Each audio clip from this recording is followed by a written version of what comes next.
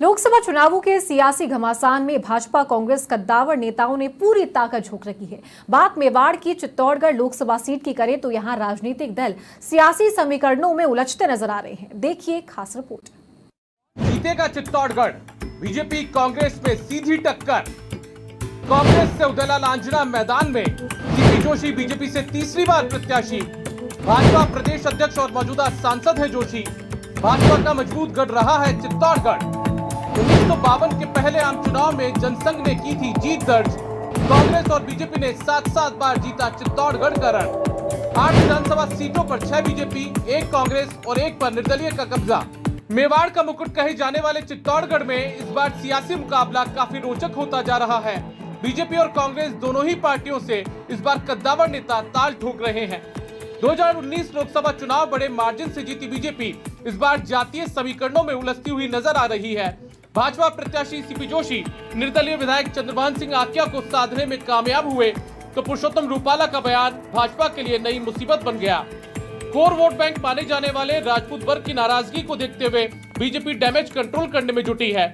BJP राष्ट्रवाद और राम मंदिर के नाम पर तीसरी बार हैट्रिक लगाने का दावा कर रही है, तो वहीं कांग्रेस एसटी, एससी और दलित वोट बैंक के सहारे भाजपा के विजयी रथ को रोकने का दावा कर रही है। हाल ही में हुए विधानसभा चुनाव में कांग्रेस को चित्तौड़गढ़ की 8 विधानसभा सीटों में सिर्फ मावली में कांग्रेस को जीत मिली। ऐसे में कांग्रेस को बीजेपी के इस गढ़ में सेंधमारी लगाने के लिए कड़ी मशक्कत करनी पड़ रही है। आप सब लोगों के सामने ये विश्वास दिलाता हूं कि तीसरे कार्यकाल में ये मालवा से मेवाड़ और मारवाड़ को जोड़ेगी। हम आपके सामने वचन देता हूं। नरेंद्र मोदी जिंदाबाद। हम सब लोग अभी जैसा कहा कि 4 लेन से 6 लेन भी हुआ,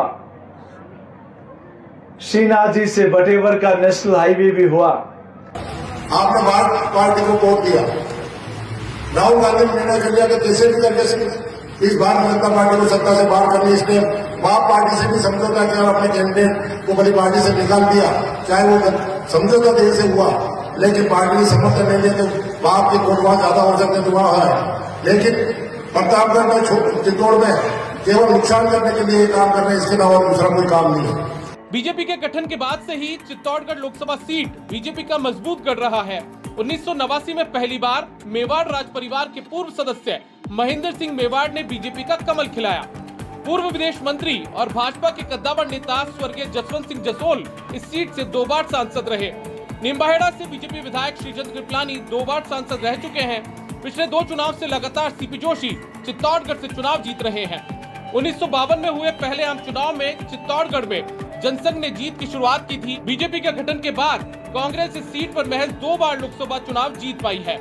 1998 लोकसभा चुनावों में जसवंत सिंह जसोल को लोकसभा चुनाव हराकर उदयलाल आंजना मेवाड़ के बड़े कांग्रेस नेता बनकर उभरे, तो दूसरी तरफ सीपी जोशी ने दूसरी बार लगातार जीत दर्ज की और संगठन के मुखिया बने। सीपी जोशी चित्तौड़गढ़ में हैट्रिक लगाने के लिए कड़ी मशक्कत कर रहे हैं। यही कारण है कि प्रदेश की बीजेपी के मुखिया होने के बावजूद सीपी जोशी चित्तौड़गढ़ लोकसभा सीट तक ही सिमट कर सीमित रह गए हैं। अधिराज सिंह नरूका, समाचार प्लस, जयपुर।